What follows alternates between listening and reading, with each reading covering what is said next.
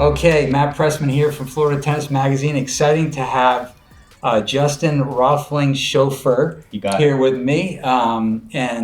He's a performance coach, works mostly with hockey players, but also athletes and CEOs and corporate executives of all kinds.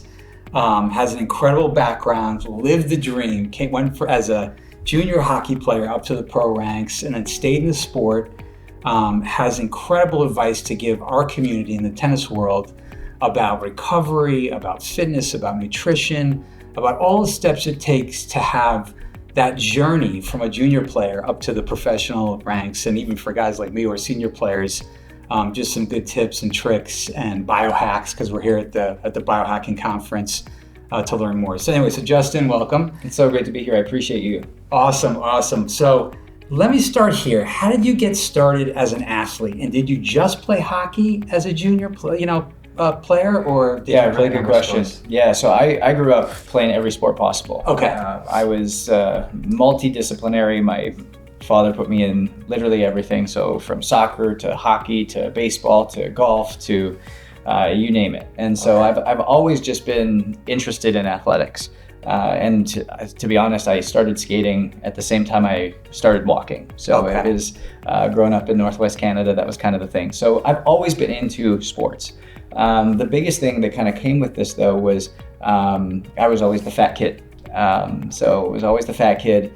And as I went through my journey, being the fat kid, I obviously had a deep learning curve and a deep interest in strength conditioning and some of the data that came along with that. I just became infatuated with it. Okay. On that same note, the fat kid became the anorexia kid because really just had this major issue with body dysmorphia and this fear of what I was made fun of and what I was made fun of doing. At that same time, I became infatuated with realizing that, man, your body doesn't know the difference between mental, physical, spiritual, emotional stress. Like all of these things are integrated, and you actually have to look at health in a holistic way. It's not just what you look like on the outside, but what's happening on the inside. And so that set the stage for me to come down to the States on a hockey scholarship. I ended up doing 2 undergraduate degrees, my master's degree, and then postgraduate doctoral research in sleep and recovery.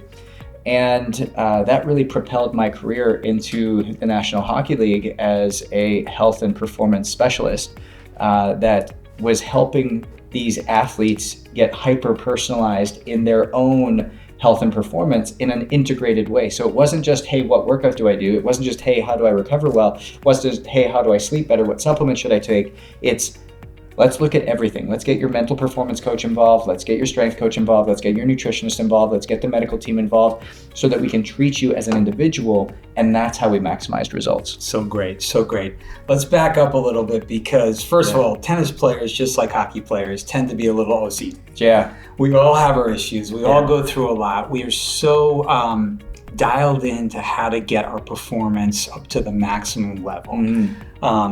Now, as a junior hockey player making it to the college ranks, let's just start there. That's an incredible feat. I mean, there's so many guys that are trying to do that.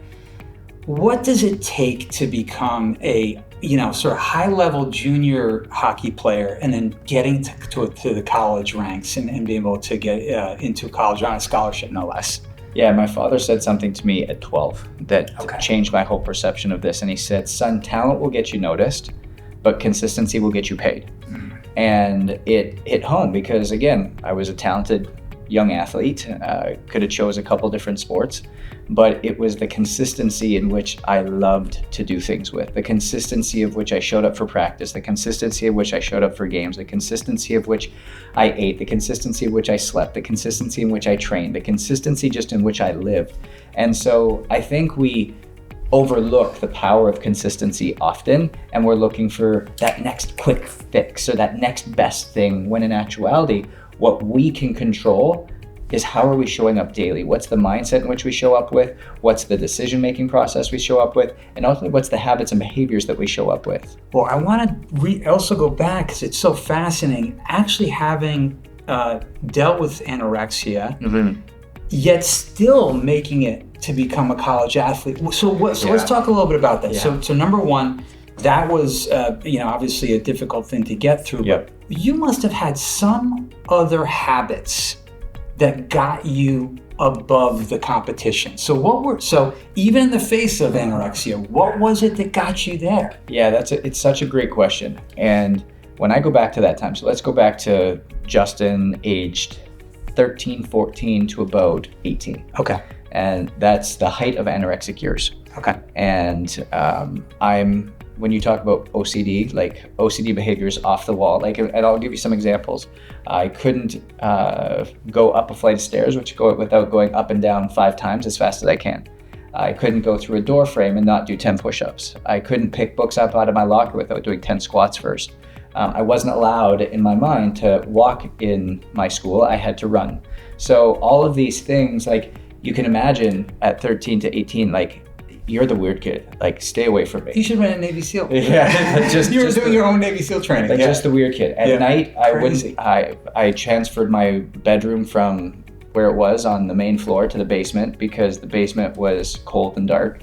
And so I was sleeping in a colder temperature. I would take my sheets off and I slept naked. I would have to take a cold shower before I went in. All these things because it burnt calories more. Okay. And so you look at this. This had nothing to do with healthy behaviors. This was far beyond healthy behaviors. These were all very negative.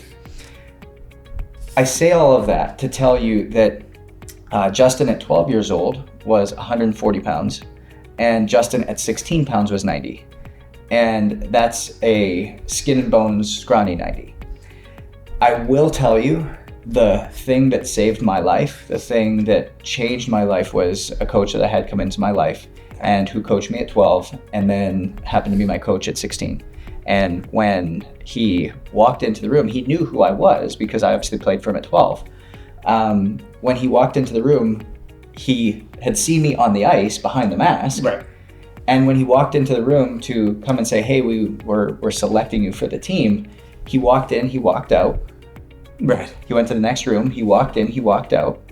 And he said, hey, does anybody know where Justin is? He said, yeah, he's in dressing room 1. He walked in, he walked out. He said, no, he's not in there. Wow. And he came back in and the guy pointed to him and he pointed to me and I was like, hey, Carl, what's up? And he was like, I could visibly tell he was shocked in a negative way. And so going back to how did I get there and how did I continue to be able to perform, it's just the grace of God. It's literally to be honest, I do not know. Because there was days and practices where I was skating up and down and I was crying underneath my mask because I was exhausted. I had no energy left. I would wake up in the morning in pain, my joints would ache, and this is a 16-year-old boy. Just because of this. And so it is literally the grace of God. And at 16, as Carl mentored me through, he really changed my entire habit set. Now I will tell you, because I was so malnourished, because I was so obsessed and so far one direction, that as soon as I started to do the right things, as soon as I started to eat, because training was an issue. As soon as I started to eat, as soon as I started to fuel myself, as soon as I started to sleep, I gained weight very quickly. I gained lean muscle mass very quickly. And I became extremely strong. And from 16 to, let's call it 18, 19, my body completely transformed for the positive. And that's what really allowed me to get propelled in that direction. It's a fascinating story. And I also want to go from how you went from college to pro. That's just also something of interest. But let's go back a little bit. This is a tough thing for a lot of junior tennis players, is the fact that so that obsessive personality, practicing constantly, going the extra mile, almost overworking yourself is what makes you stand out and kind of lift yourself above the competitors oftentimes. But then there's burnout. And then there's sort of issues that come with that as well. What would you tell sort of junior athletes who are really trying to stand out, working harder than everybody else? Because, you put the work in and you get the results. But on the other hand, not going too far. How do you find that balance? It's such a great question. And I have a saying now. I would say this to our athletes all the time and to my guys is, you're not overtrained, you're under-recovered. And interesting. It is very, if you are properly recovering, if you are putting the same focus, the same emphasis, the same intentionality, the same push and the same drive to recover yourself, Fascinating. you'll never overtrain yourself. Okay. And so what I had to do is I had to take the same vigor, the same attention, the same motivation, Focus, yeah. and focus Yeah. that I had for pushing myself and stressing my body in whether it was training, whether it was practice, whatever it was, to now recovery, so that I could be as present there. So all of a sudden I became the guy that focused all on the sleep habits. I was in bed at a certain time. I was doing certain things at night. I was the guy that was making sure I was getting in the sauna and doing my contrast therapy. I was the guy who was stretching. I was the guy who was doing these things and focusing on quality food. I was the guy who was doing these things that were uncool, that nobody wanted to do.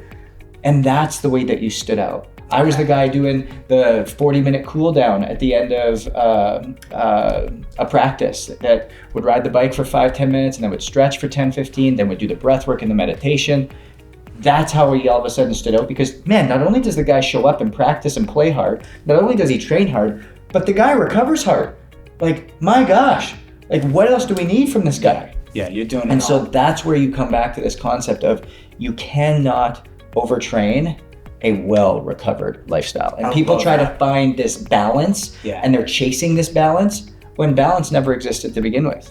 All you have to do is recover as hard as you train. That's a great piece of advice. I love it.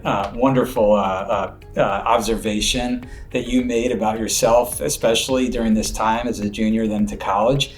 Let's move from college player to going pro. Now, this is like the dream. This is like, it's like hitting the lottery, as an athlete.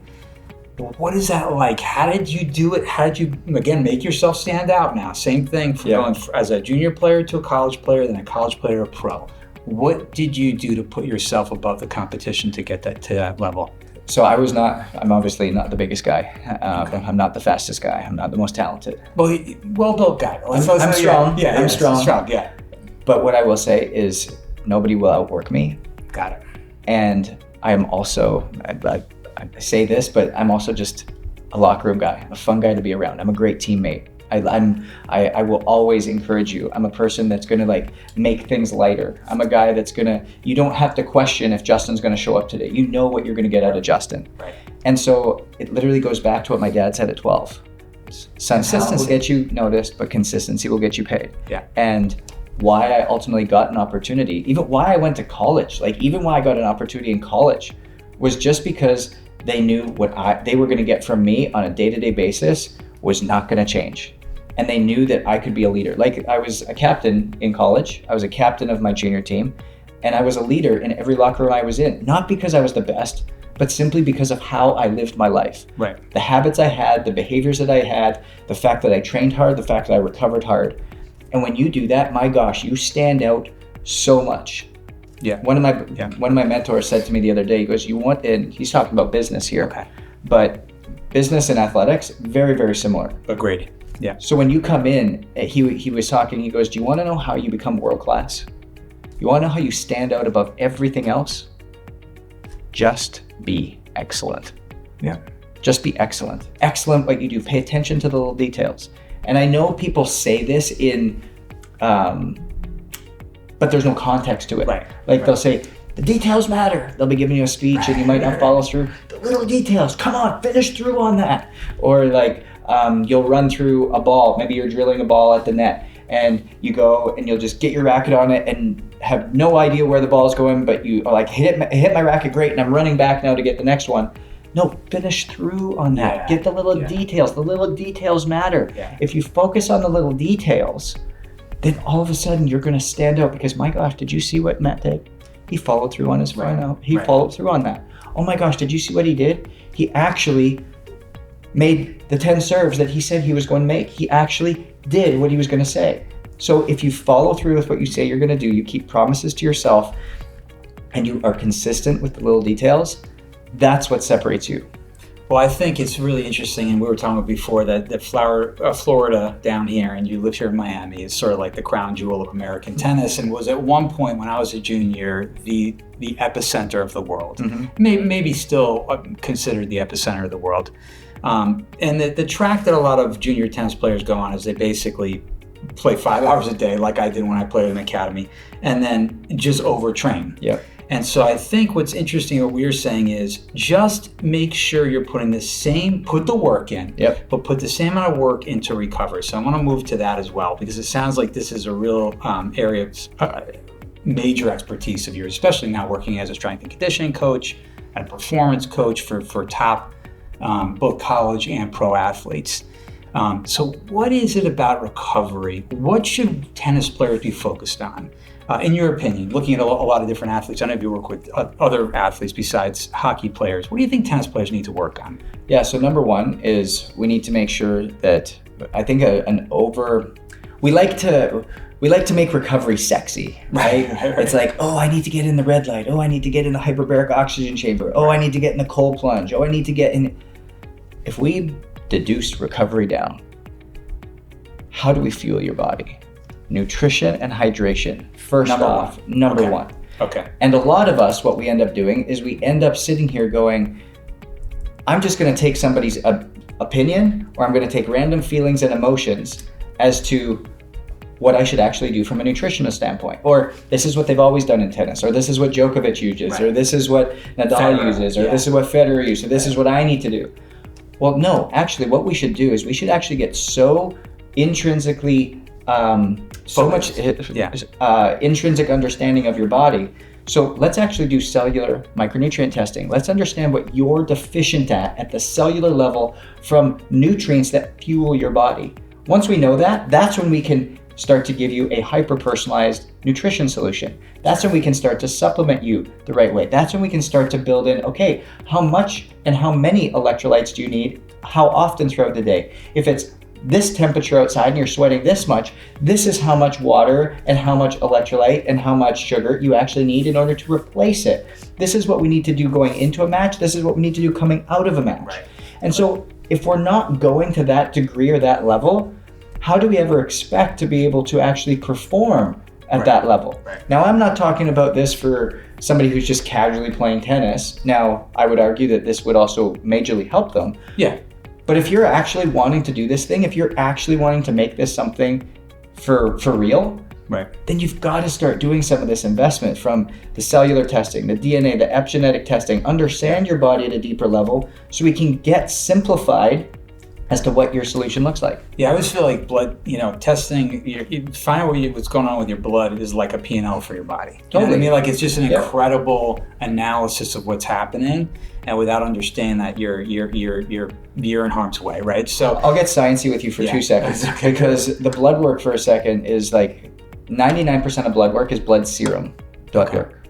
And so what you get from your doctor, what you get from all of these online things, it's all serum blood work. So it's looking at what's broken or what's not functioning right. You'll look at red blood cell count, you'll look at liver function, you'll look at kidney function, you'll look at blood glucose levels, you'll look at some serum micronutrients that are just floating through your blood.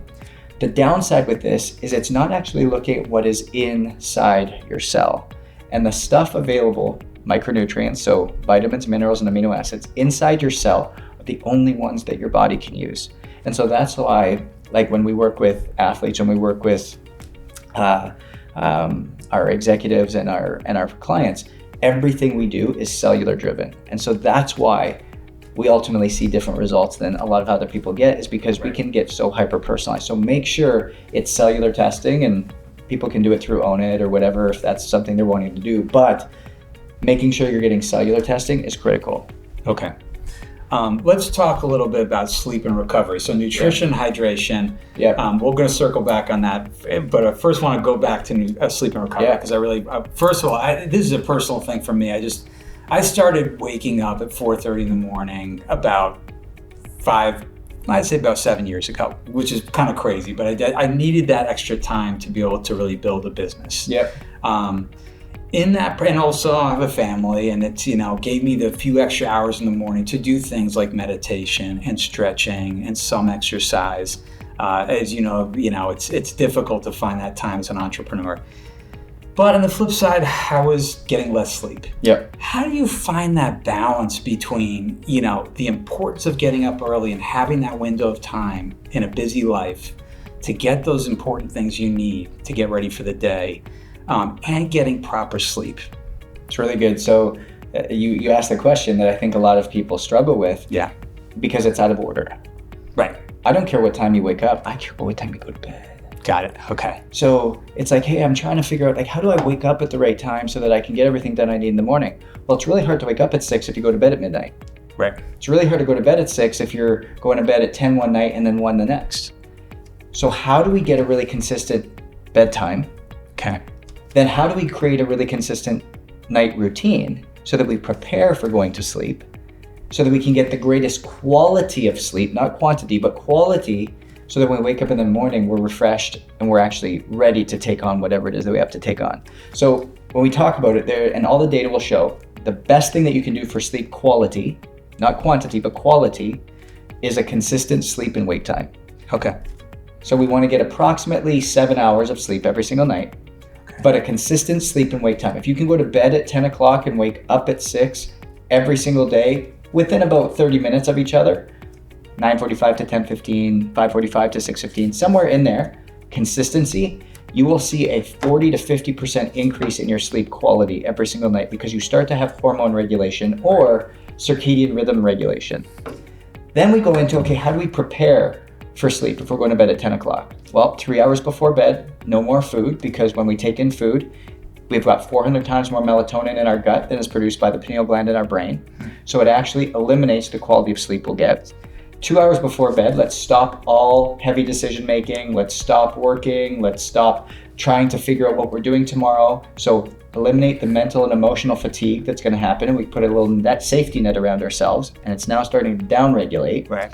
And then 1 hour before bed, let's eliminate all blue light. So no TVs, no iPads, no screens, because for every 30 minutes of blue light exposure, it delays melatonin release by about an hour. And so again, affecting circadian rhythm and quality of sleep. Yeah. So if we can just simply do that, right, we will see such a massive influx in the quality of sleep we're getting and the feeling of being ready and able to go. And what happens is we'll then be able to wake up refreshed and be able to then start our day strong. Excellent advice and great tips right there for our audience. Let's circle back to recovery, okay? You touched on a few things, doing contrast therapy Sure. and some other modalities that you probably work with pro athletes and even you as a pro athlete had done.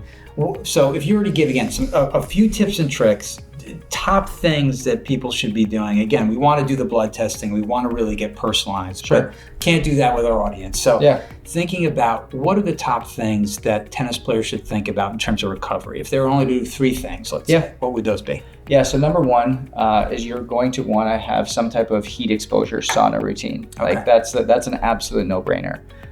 Number one is it's going to eliminate a lot of toxicity within the muscle and cellular bellies inside of anybody. The other thing that you're going to have to make sure you do with that is make sure you focus doubly on hydration. Okay. So we should get half our body weight in ounces of water every single day, no matter what. Half our body weight in ounces of water. 200-pound male, that means I need about 100 ounces of water a day. Okay. Now, on top of that, if you take your body weight divided by 30, that's how much water you need in ounces every 15 minutes of exercise or extreme heat exposure.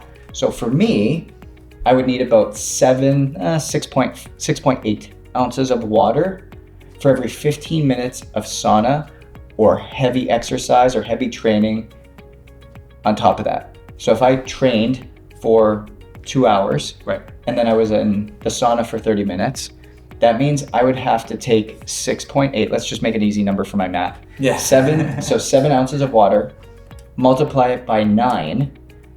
So that would mean another 63 ounces of water for the 2.5 hours in which I was training on the court, working out in the weight room, and in the sauna. So that means 163 ounces of water that day to adequately, properly hydrate me. Especially here in Florida, right? We're Florida tennis, so can you imagine playing outside here in the summer even? Crazy heat. With the heat. So that hydration is a really key element. Yeah, so going back to the recovery. So sauna is one, but making sure that you add that in.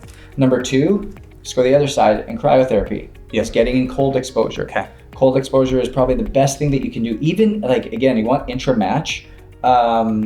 recovery, like have a bowl of ice right behind you, dip your hands in the bowl of ice, which will ultimately take your body temperature down exponentially.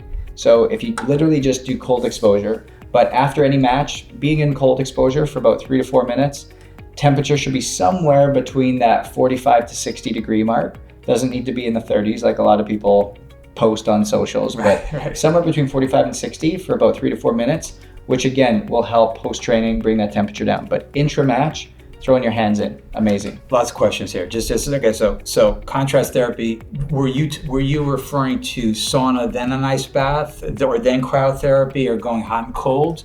And also, what's your thoughts on cryotherapy versus ice baths or cold plunges? Yeah, I think cryotherapy versus ice baths, no real difference, to be honest with you, in the sense of their benefit. Right. Like if we actually got down to the nitty gritties and got really, really into the weeds, we could probably find minuscule benefits to each. But from a big standpoint, let's just get in the cold. Let's just get some type of cold exposure. And then when you start to look at it, what's more accessible? It's always going to be more accessible to take a cold shower or get in cold water or whatever than to have a $150,000, $200,000 machine somewhere. So I would always say just, again, the cold component. When you talk about contrast, I do like contrast. I do like going sauna cold. So you do about 15 minutes and then about 2 to 3 minutes. Right. However, just the fact that you're going to make sauna a priority every single day and you're going to make cold plunging a priority every single day, you're going to get the benefit. They don't need to be together. Okay. If you're able to do them together and you're able to get in there, one cycle through is going to be able to really get you what you need. Okay, I'm going to squeeze one more out of you. So we got hydration, we got contrast therapy, cold and heat. One more key thing for our tennis players in terms of recovery. Yeah, I mean, sleep is going to be like the easiest thing that you can do, that you can control, and we kind of talked about how you can optimize that. But if you're wanting like some type of trick or some type of hack your way, is number one is make sure that after your sauna you're getting in some type of mobility work.